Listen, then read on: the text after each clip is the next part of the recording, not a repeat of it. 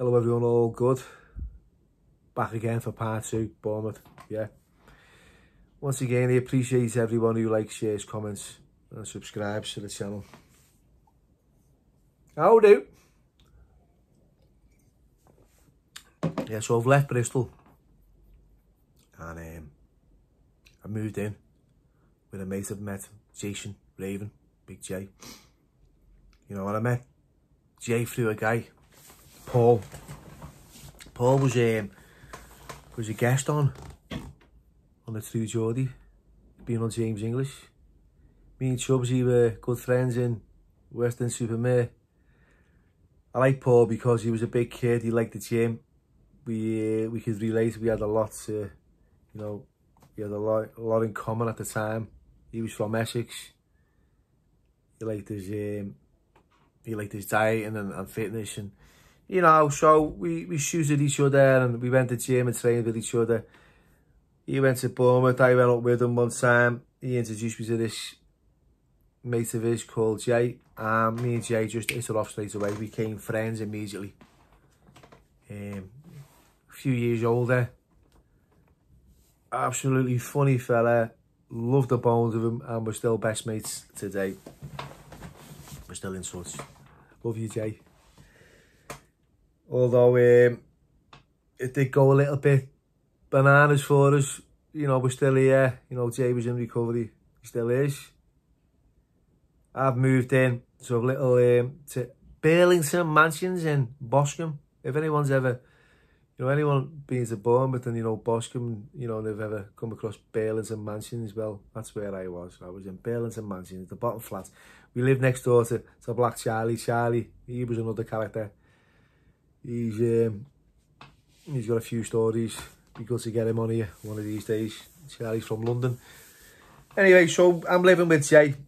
We're in this flat. Now, I'm a little bit like depressed and a little bit fed up because I lived this life in Thailand. It was great.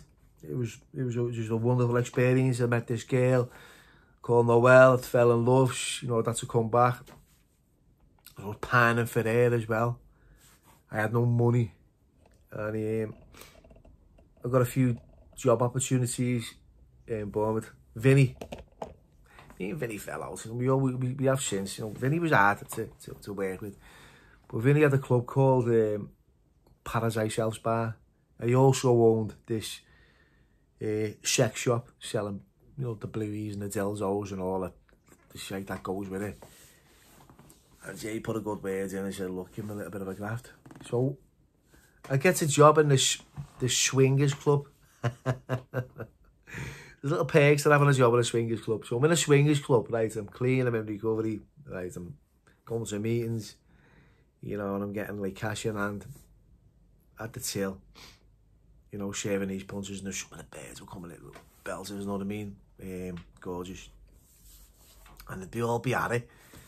I'll be at it in the jacuzzi and in the steam room and just rolling around on the blue prison mattresses upstairs in these rooms. It was just a proper seedy place. And when you're young, you know, you're young and you're hot blooded and you're horny, you know, it's the best place for you. You know, so you're thinking. I remember what's the name? I was working in this sex shop for them as well, you know, for day. So I was overnight in this Paradise House Bar. Wyndham Lane. Or Wyndham Road in Boscombe. It was. I was working there. I was working in the bluey shop of a day.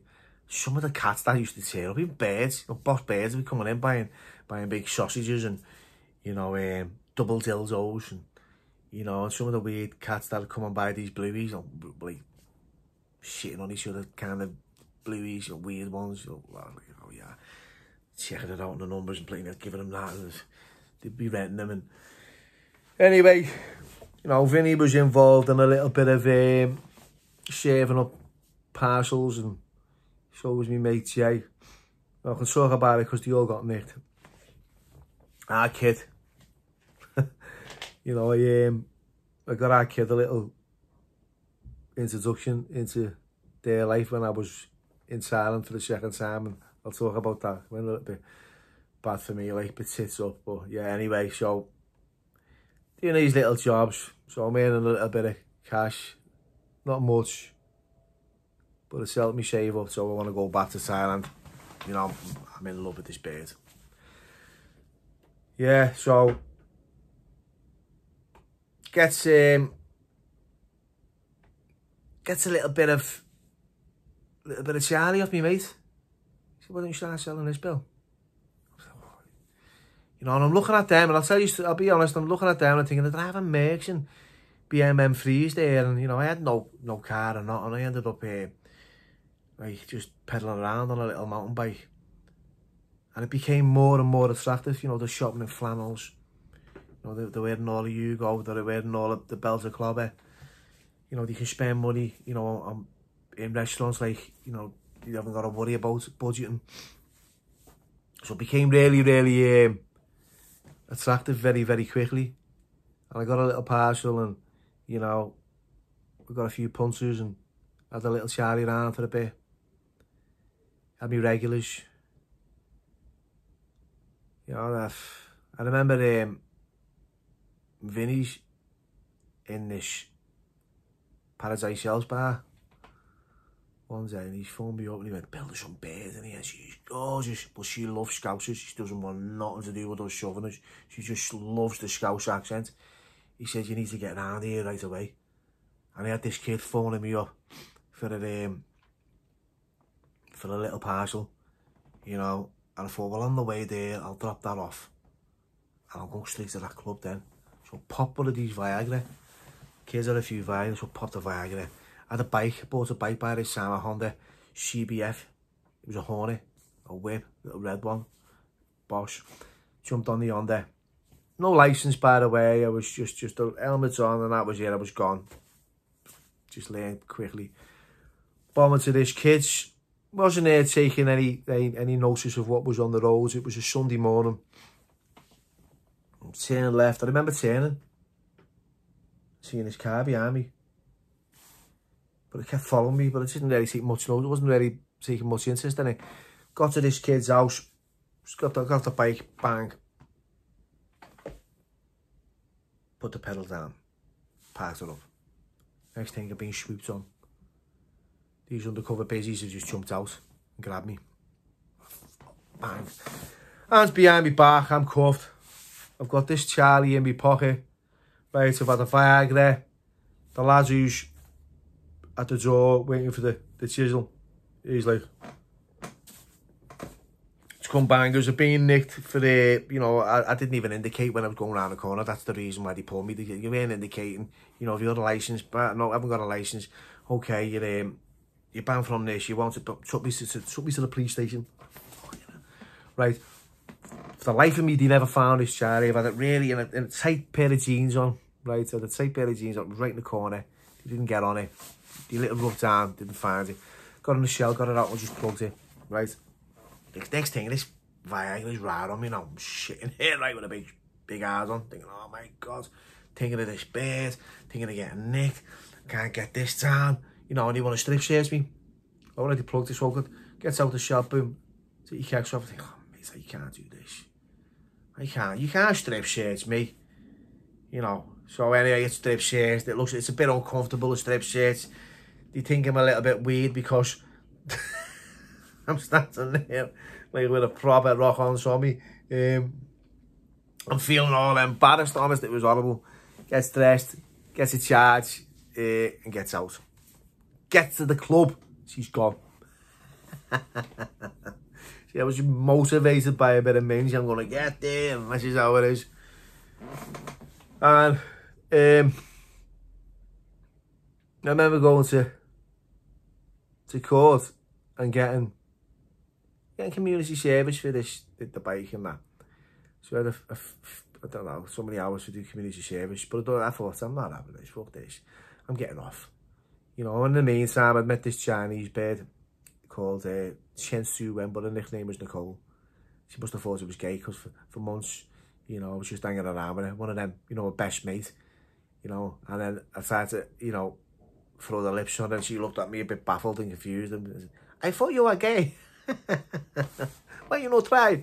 And I'm like, because I was dead insecure, that's why. You know, I didn't think you'd fancy me, because I felt so like unworthy. you know, I felt ugly and unloved and stuff. So that was the reason. So we had a relationship with her, it went really well. You know, and I thought, fuck this, I'm getting off. It's community service. You know, these are all getting, you know, like big in the game with the charity. It went from like ounces to kilos then. You know, next thing, they're all getting nicked. You know, they're nicked with the Albanians and everything. Oh, that's another story. But they're all nicked anyway. They're all coming bangers. I just thought, I'm getting off. Got a ticket to Bangkok. Said me goodbyes to this Nicole. I was with her for 6 months in Bournemouth. Really liked her. She was a good kid. Went to Thailand. Was there for about a month. Still in touch with this Nicole. She said, why don't you come over? So I did. Flew to Taiwan, which wasn't far from Bangkok. And like, I'm on my toes now. I've got my laptop with me. My mate, Ali, in Thailand, in Chiang Mai, has put the Anarchy cookbook on my laptop. I don't know why. He said, you have a little look at this, it'll be sound. I had no idea what it was. I was still fucking thick. Goes to Taiwan.